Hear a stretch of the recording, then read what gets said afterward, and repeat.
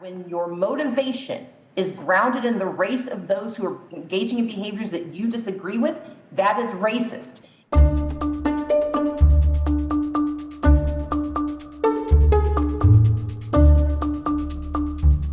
You're against the Georgia bill, I gather. Is that right? I'm against certain provisions of it, yes. Okay, and I think you've called it a racist bill. Am I right? I think there are provisions of it that are racist, yes. Okay. Tell me specifically, just give me a list of the provisions that you object to. I object to the provisions that remove access to the right to vote, that shorten the federal runoff period from 9 weeks to 4 weeks, that restrict the time that a voter can request and return an absentee ballot application, that eliminate... Slow down for me, because our audio is not real good here. Certainly. Could you start over for me? Certainly. Thank you, ma'am. It shortens the federal runoff period from 9 weeks to 4 weeks. Okay. It restricts the time a voter can request and return an absentee ballot application. Right. It requires that a voter have a photo identification or some other form of identification that they're willing to surrender in order to participate in the absentee ballot process. If I can stop you, that's where they're going to not comparing signatures, but to voter ID?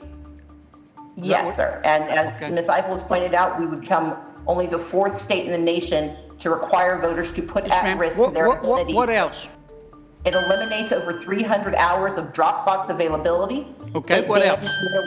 It bans nearly all out-of-precinct votes.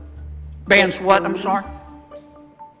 It bans nearly all out-of-precinct votes. Okay. Meaning that if you get to a precinct and you are in line for 4 hours and you get to the end of the line and you are not there between 5 and 7 p.m., okay. You what have else? to start all over again.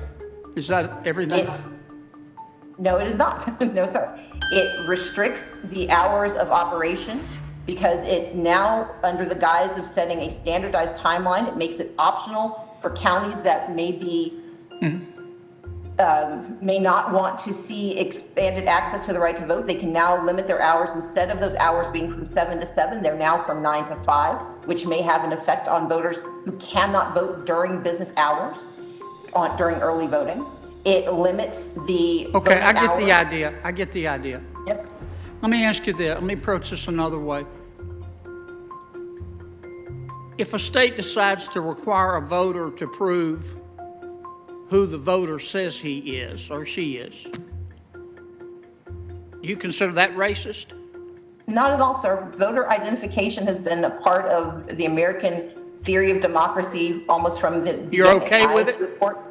I support voter identification, yes. Okay. Do you think it was a smart thing for President Biden to do when he called everybody who supported the Georgia bill a racist? I think that this bill is grounded in racial animus. I think that the language that we are using to describe... Can I ask you how you know that, madam? I mean, that's an honest question. How do you know that?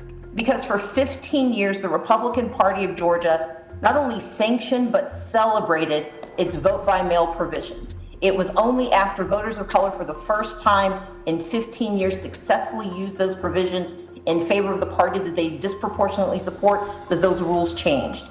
My point is that when your motivation is grounded in the race of those who are engaging in behaviors that you disagree with, that is racist, particularly when it is targeted at communities of color by people in power. I agree with that. I agree with that. I agree with that. The chairman's have gavelled me. I just need to ask, how do you know that's what they meant? Because we asked them not to do it because we showed them what the effect was, and they refused to answer, and they refused to abide. I worked with these people for 11 years. I don't believe that every single person who supported this bill has deep racial animus in their hearts for all purposes, but for the purposes of voting rights, when racial animus is your predicate, then yes, you should be held accountable, and those bills should be stopped. Thank you. I'm sorry I went over, Mr. Chairman. Thank you, Senator Kennedy.